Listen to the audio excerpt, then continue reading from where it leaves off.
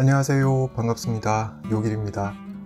오늘은 2022년 젊은 작가상 수상 작품집을 들고 왔습니다. 이 책은 제가 매년 사서 보게 되는 것 같은데요. 저한테는 이 책은 일종의 독해력 테스트 문제집 같은 책입니다. 이게 무슨 말이냐면 각 소설마다 그 소설의 끝에 해설이 붙어 있습니다. 전문가의 해설이 붙어 있습니다. 그러니까 내가 읽으면서 해석한 게 전문가의 해설과 어느 정도 맞아떨어지는지 이런 걸 비교하면서 읽을 수가 있는 거죠. 이게 바로 이 책을 읽어 내려가는 여러 재미 중에 하나다, 이렇게 말씀드릴 수 있을 것 같습니다. 게다가 가격도 굉장히 싼 편이죠. 7,700원.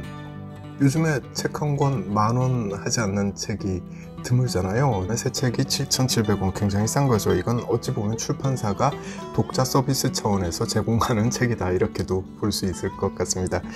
독자 입장에선 여러모로 이득인 책이고요. 그 중에서도 아마 제일 큰 이득은 젊은 작가들을 새로운 젊은 작가들을 만날 수 있다라는 점이 아닐까 싶습니다. 출판사 문학동네 젊은 작가상은 데뷔 10년 이하 작가를 대상으로 하게 되고요. 이 상은 올해로 13회를 맞이하고 있습니다. 그리고 이 책은 지난 4월 8일에 초판이 발행됐습니다.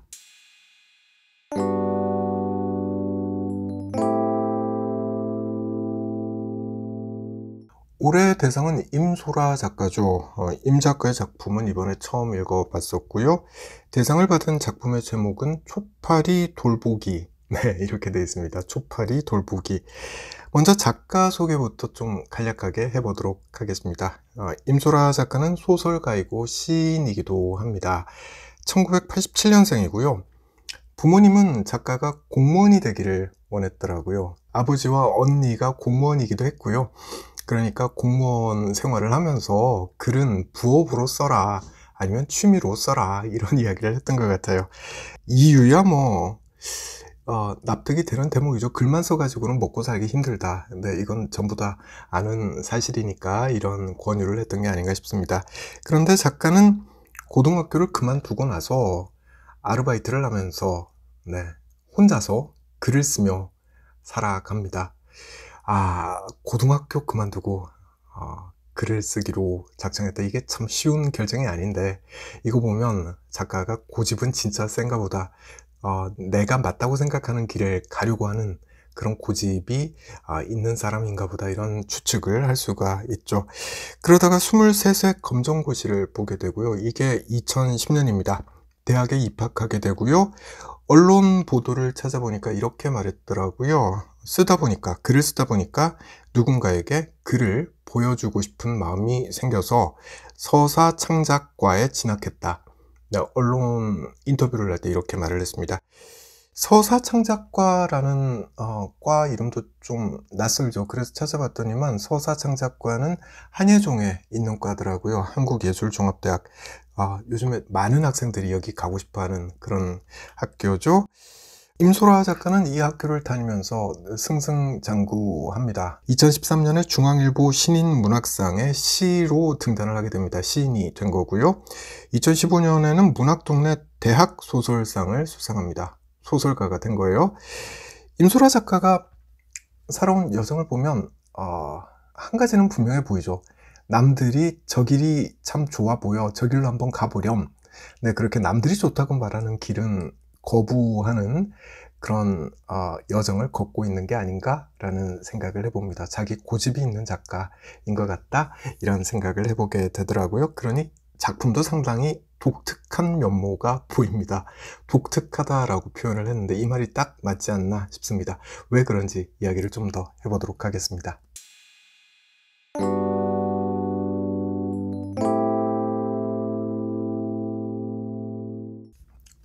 초파리 돌보기. 제목이 참 특이한데, 이 소설을 한 줄로 요약을 하자면 소설가인 딸이 엄마의 인생을 소설로 쓰게 되는 이야기다, 이렇게 말할 수 있겠습니다. 여기다가 살을 좀 붙여보면 이렇게 설명할 수 있을 것 같습니다. 엄마는 평생 아주 힘들여 일을 하며 살아온 여성입니다. 마트에서도 일을 하고 급식실에서 조리원으로도 일을 합니다. 또 텔레마케터로도 일을 합니다. 몇 가지 예를 들자면 그런 거예요. 그러니까 가정주부가 할 수 있는 웬만한 일은 다 해봤다, 이렇게 말할 수 있는 거죠. 근데 이런 일을 하면서 엄마는 보람을 느끼질 못하고 살았습니다. 그러다가 지인의 소개로 과학기술원의 실험동에서 아르바이트 자리를 하나 구하게 됩니다. 이게 바로 초파리를 배양하고 관리하는 일이었어요. 여기서 자기 인생 처음으로 자기 책상이 생깁니다. 내 책상이 생긴 거예요. 이게 엄마는 너무나 좋습니다. 기뻐하는 모습이 묘사가 되죠. 일 자체에 대한 보람도 느끼게 됩니다. 그 일을 하면서 딸을 키워낸 거죠. 초파리 돌보는 일을 하면서 딸을 키워낸 거예요. 그 딸이 이제 소설가가 된 거죠. 자, 그런데 엄마가 어느 날 원인 모를 병에 걸리게 됩니다. 네, 그래서 직장도 그만두게 되는 거예요. 딸은 초파리를 키우는 그 실험동의 근무 환경에 문제가 있었을 것이다. 그래서 엄마가 아플 것이다, 이렇게 추측하죠. 이걸 소설로 한번 써보고 싶어 합니다. 왜냐면 각이 딱 잡혀 있기 때문이죠. 기승전결, 명확한 구도로 글을 써내려갈 수 있는 좋은 소재죠. 네, 대부분의 소설이 이런 식으로 쓰여지는 거라고 하더라고요. 반면에 엄마는 자기가 보람을 느끼면서 일했던 그 직장에 대해서 좀 안 좋게 평가하려고 하는 이 딸아이에게 일종의 반감을 느끼게 됩니다. 그리고 내가 아픈 건, 그러니까 엄마 본인이 아픈 건 근무 환경, 그러니까 그 실험실에서의 근무 환경 때문이 아니라 여러 가지 원인들이 복합적으로 작용해서 나타난 결과일 수 있다, 이렇게 말을 해요. 그러면서 몇 가지 사례를 들고 있습니다. 텔레마케터로 일을 할 때 너무 스트레스를 많이 받았었다, 그게 원인일 수 있다 라는 거고요. 또 한 가지 이야기를 하자면, 나는 밀가루가 싫은데, 그러니까 밀가루를 먹으면 이걸 소화를 못 시키기 때문에 밀가루 음식을 먹는 걸 싫어하는데, 근데 아빠와 딸이 국수를 너무 좋아하니까 이 밀가루 음식을 30년이나 먹었다, 아마도 이게 원인일 수도 있다. 네, 이런 이야기를 합니다. 몇 가지 예를 든 거예요, 그렇게. 근데 이런저런 이유들 때문에 내가 아플 수 있다, 이렇게 이야기를 해버리면 이건 소설로 쓰긴 좀 난감하죠. 각이 안 잡힙니다. 드라마틱한 요소가 없기 때문에 그런 거죠. 게다가 엄마는 내 인생에 대해서는 네가 소설을 쓸 거면 한 가지 부탁을 하자. 그 소설의 결말이 좀 행복했으면 좋겠다. 네, 이렇게 말을 합니다. 자, 그간 딸아이는 자신의 소설에서 폭력을 주로 등장시켰습니다. 그리고 결론은 항상 비극으로 끝나는 그런 글을 주로 써왔던 것 같아요. 해피엔딩 자체를 싫어했던 거죠. 근데 엄마는 자기가 등장하는 소설은 해피엔딩으로 끝났으면 좋겠다. 네, 이렇게 말을 하고 있는 거예요. 이 상황에서 딸아이는 자신의 병든 엄마에 대한 소설을 어떻게 끝맺어야 할지, 이걸 진지하게 고민하는 모습을 보여줍니다. 이 소설은 어찌 보면 임소라 작가의 글쓰기에 대한 자신이 갖고 있는 근본적인 고민을 드러내고 있다. 네, 이렇게도 말할 수 있을 것 같고요. 그리고 해피엔딩이라는 게 뭐냐, 다시 말해서 삶과 행복이라는 게 과연 무엇이냐 라는 좀 더 근본적인 고민을 담고 있는 소설이다. 네, 이렇게도 말할 수 있을 것 같습니다.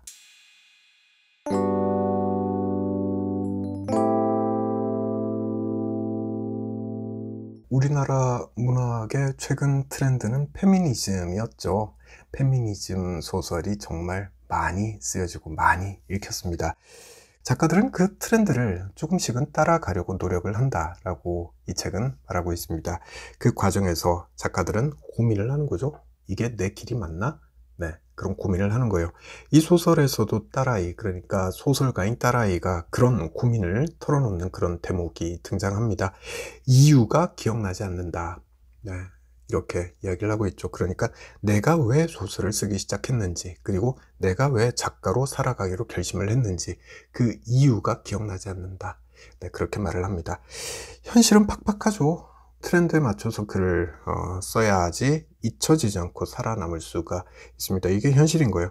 그래서 트렌드를 쫓아가려니 매번 시험대 위에 올라가는 것 같고, 그러니 또 정신없이 글을 쓰다가 문득 주변을 둘러보게 되고 무엇인가를 잊어버린 것 같다라는 느낌을 받으면서 살게 된다라는 거죠. 이게 작가로서 갖고 있는 고민이라는 거예요. 작가는 바로 이런 자신의 고민을 소설에 그대로 녹여낸 것 같습니다. 요즘 트렌드 무시하고 계속 내가 쓰고 싶은 글을 쓰면서 살아도 될까? 네, 이런 고민을 하고 있는 거죠. 이 맥락에서 해피엔딩이라는 그 언급도 해석할 수 있을 것 같습니다.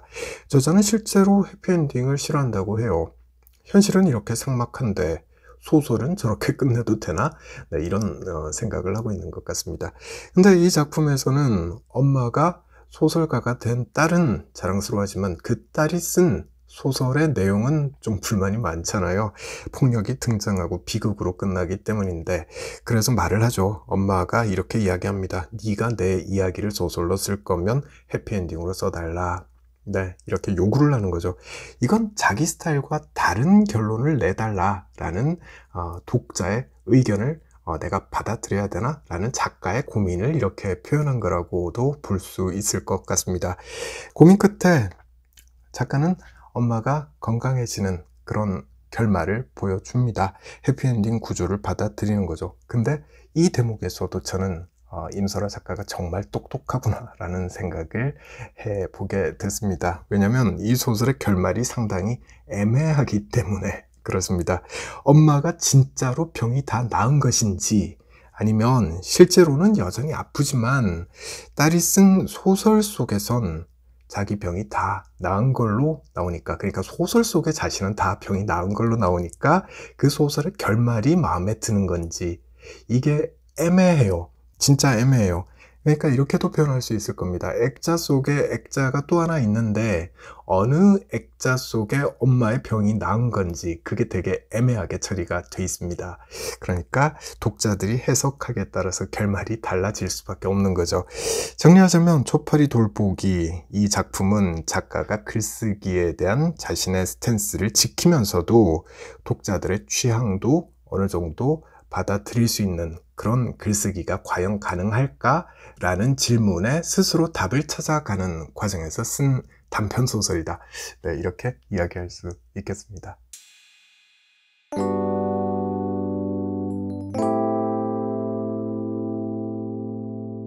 이 책을 통해서 임소라 작가를 알게 돼서 너무 좋았고요. 아마 임소라 작가가 앞으로 쓰게 될 소설과 시 다 찾아서 보게 되지 않을까, 그런 생각을 해봤습니다. 참고로 이 책에는 초파리 돌보기 포함해서 7편의 단편 소설이 실려 있습니다. 다들 너무 재밌는데 이렇게 오늘은 한 편만 소개를 하게 돼서 좀 아쉬운 마음도 있습니다.